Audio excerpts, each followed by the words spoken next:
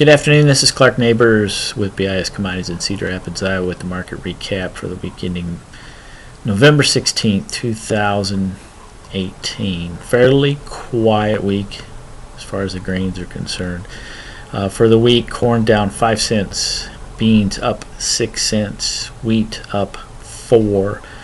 If you want to look at it for the month of November thus far, 3 weeks in, corn's up a penny, beans up 40 cents. Wheat up 7. Now most of that 40-cent up move in the beans was the first day of the month. Since then, I believe the closing ranges have been within about 6 or 7 cents of each other. Corn about 5 cents of each other. Wheat not too far off that also. So take away that first day of the month when the bean market ran, it's been a very, very quiet market. So as far as corn is concerned, seems like it's been a big hurry to go nowhere. Commitment to traders report tonight show the corn, the funds are long, 18,000 contracts of corn. That's a little different than what you'll see in the beans and the wheat at this point. Harvest is winding down. Obviously, in areas it's been strung out in several parts of the Midwest, especially the northwestern part of the Midwest, where we are probably seeing some issues to some degree on yields backing off in some of those areas. Still a very good crop. Keep in mind, though, the USDA will not change production number December. It's not till the January report, which is 50, 60 days away before we can really have that discussion again. Movement has been fairly quiet. Basis has had a steady, firm tone to it. Spreads have narrowed ever so slightly over the last 2 weeks on corn, so fairly quiet there. Beans on the other side, I would label the bean market as very resilient and very confusing. Resiliency, as you see very little sell-off. Everyone knows fundamentally the bean market's very potentially bearish. But right now the market has put in some trade hope, much of that coming the first trading day of this month.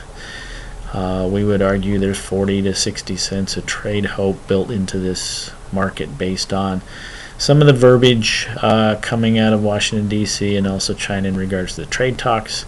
Keep in mind the G20 meetings are November 29th and November 30th, so about 2 weeks away.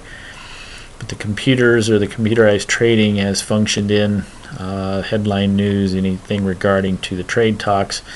So anytime President Trump says the Chinese want to put some sort of trade policy together, the market obviously spikes higher to some degree. We saw that today, both in beans and also to some degree in the stock market.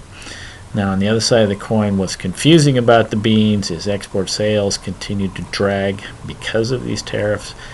We are running at a pace of 47% of last year on bean exports at this point. Even if we do put a deal together with China before long, it's hard to imagine we're going to move that needle a lot for this year. So that's something to keep in mind. Move that needle in regards to having impact on our carryout and or our exports going forward. The other thing that's interesting, that's confusing about the beans, is the bean-corn ratio.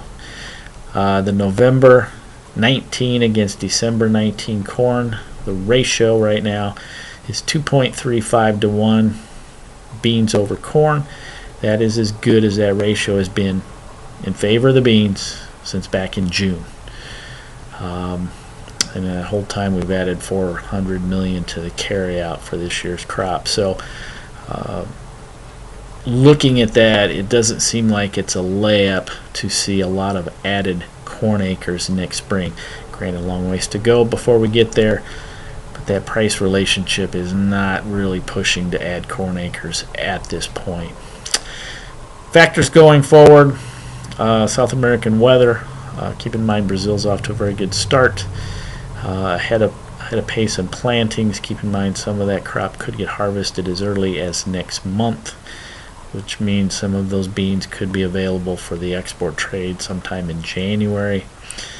The other issue to watch is the macros. The dollar has made new recent highs going back the last year and a half.